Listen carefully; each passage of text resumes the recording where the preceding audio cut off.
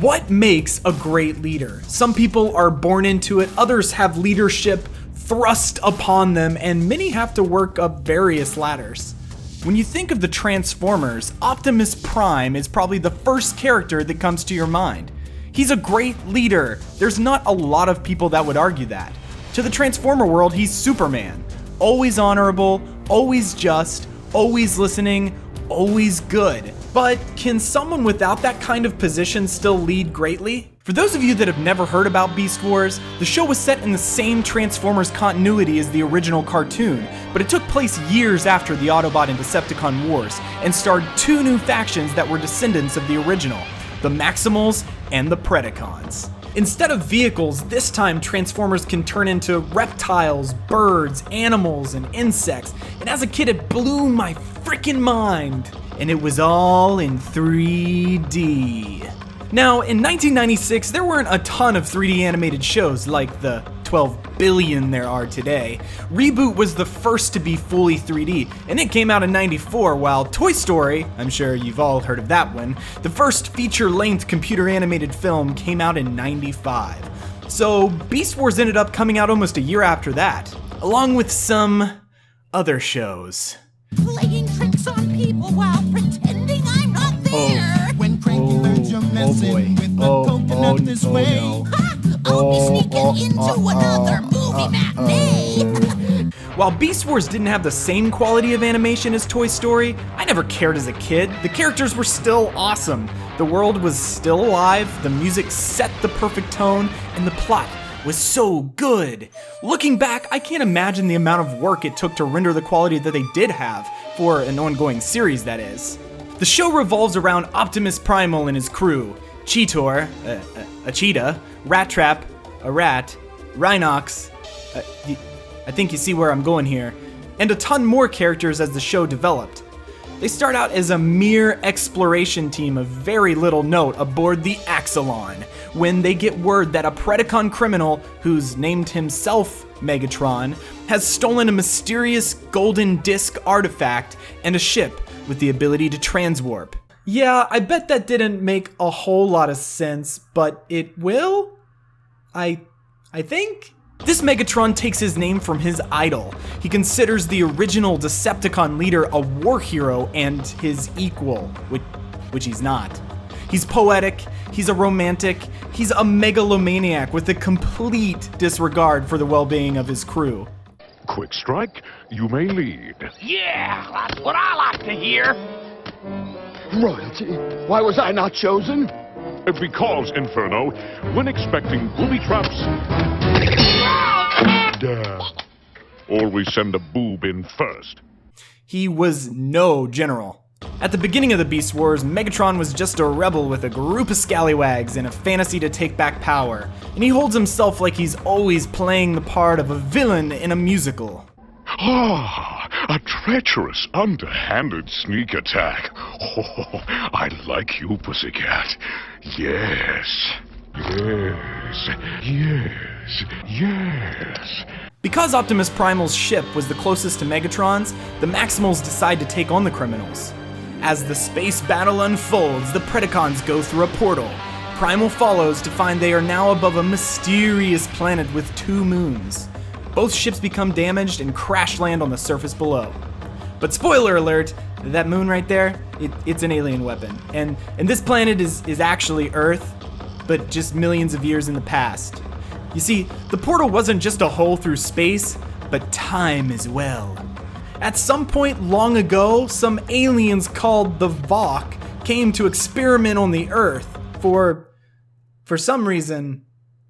We don't really know why, and they left a ton of energon all over the place, a source of fuel used by the Transformers. But the Beast Wars came along and effed it all up with their stupid robot fights.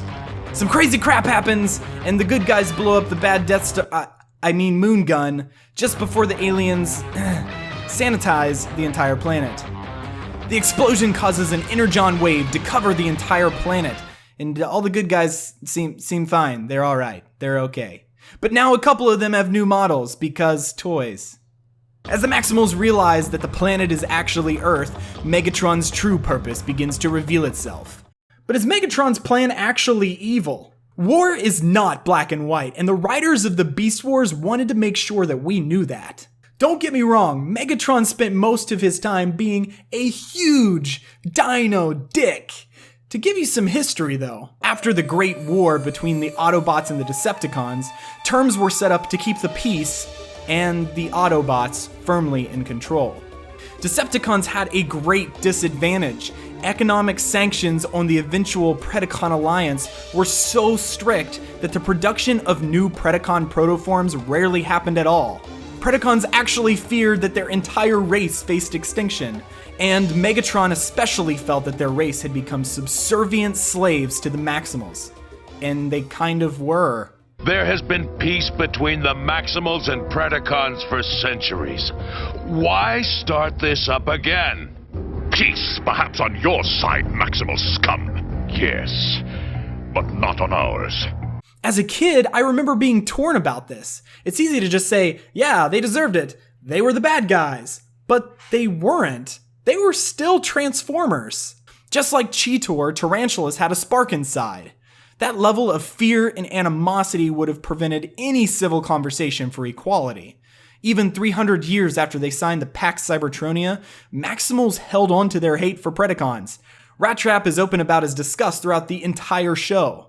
Rat Trap, please. Please? Oh, for booting up cold. The only thing worse than a stinking Pred is a stinking Decepticon. While I empathize with Megatron's cause, he chose tyranny over diplomacy. He gave in to his fear and through desperation stole the Golden Disc, ran, and hurt a lot of people in one last-ditch effort to regain power.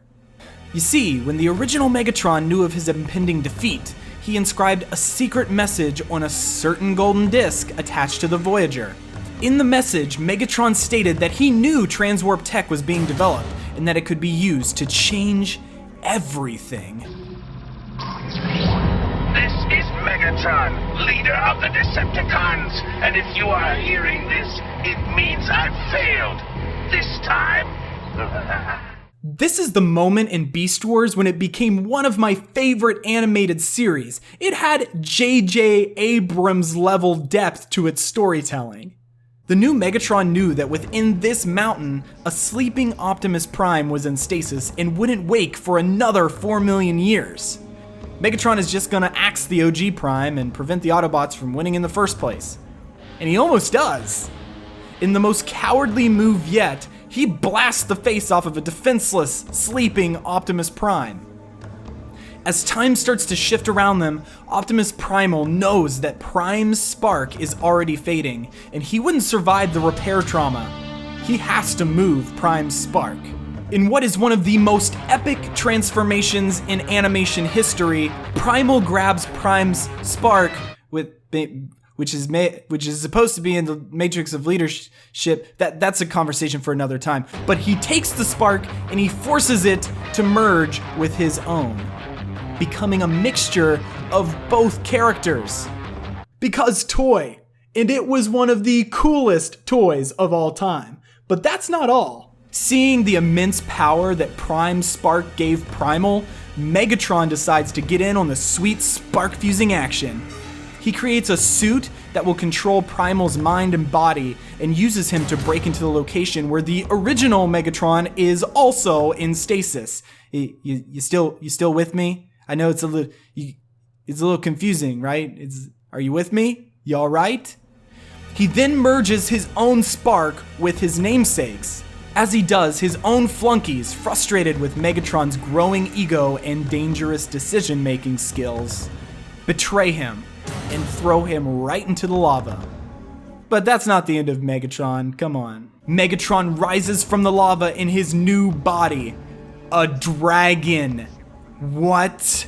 The show is almost over and now you give Megatron Dragon Bod? Now we've got what, like 3 episodes left? Anyway, he goes mad with power and takes the helm of the legendary Decepticon ship, the Nemesis. He goes on a rampage, risking the lives of those left on his team and begins firing on the proto-humans down below. Wow. He really just doesn't even care about the timeline at this point. Rhinox finds an Autobot shuttle aboard the Ark, which another character mentions isn't in the history tracks, See, they put that in there because they're gonna take the shuttle, and it can't be in history. They gotta get it out of the history because they're gonna need it. Rhinox states that history is still being made, takes the shuttle and rams it through the Nemesis, crashing it with Megatron aboard. The surviving Maximals tie Megatron to the shuttle and using transwarp technology, head back through time and space to their home on Cybertron. And that's how they ended the series. The good guys win, the bad guys lose. Classic. But this is the Beast Wars, and rarely do war stories have happy endings. Subscribe now to watch part 2 of the Beast Wars. Yes.